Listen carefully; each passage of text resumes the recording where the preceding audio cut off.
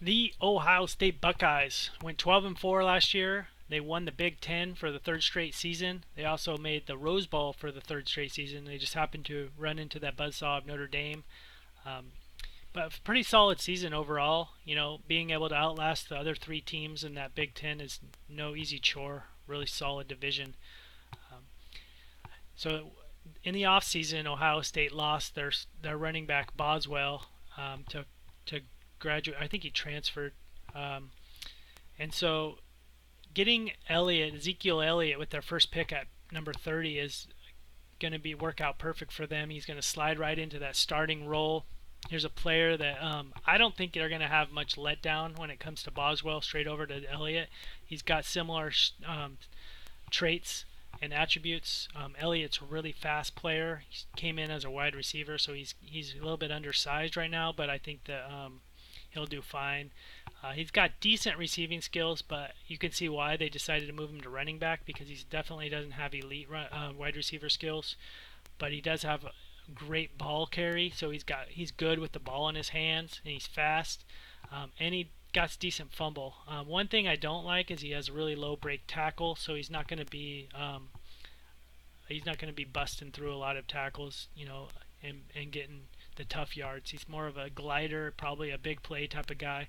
But when it's all said and done, I think that losing Boswell, they won't even slow them down at all. I think that Elliott will slide right in and be just as productive, if not better.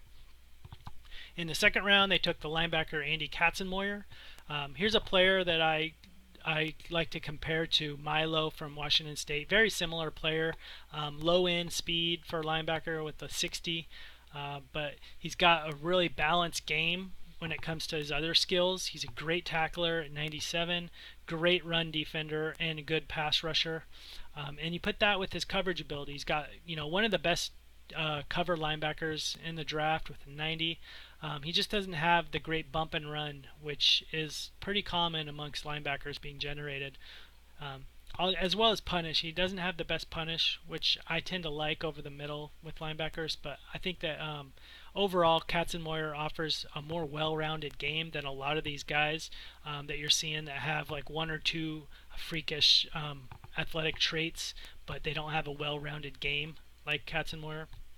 One thing he does have is high vol with 76. So a lot of these traits, he has a lot of room to go up or down, and so I think that training camp will dictate a lot of that and how good he will become.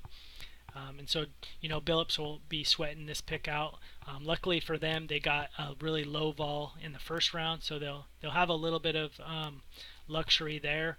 But I think that this draft could hinge on that Katzenmoyer pick and if he booms or not. Sloth wasn't very stoked on this draft. He gave them a C plus. Whereas I tend to grade it a little bit better because I really like that Ezekiel pick in the first round. I think that was a great pick. The Katzenmoyer pick, I can see he's a more well-rounded guy, not an athletic specimen. But I don't think it's that much that it's going to drop his grade down too much. I just think that first round pick is such a good pick that I gave them a B plus. I thought that Ohio State did a lot in this draft so far to really set themselves up for the run this year. Notre Dame's got a new regime there, so we really don't know how they're going to do, even though they still got the talent. So this could be the year that Ohio State really locks in and gets to that Rose Bowl and does some damage and actually wins it. And so this is a stepping stone to what's going to come, especially with landing a starting running back in the first round.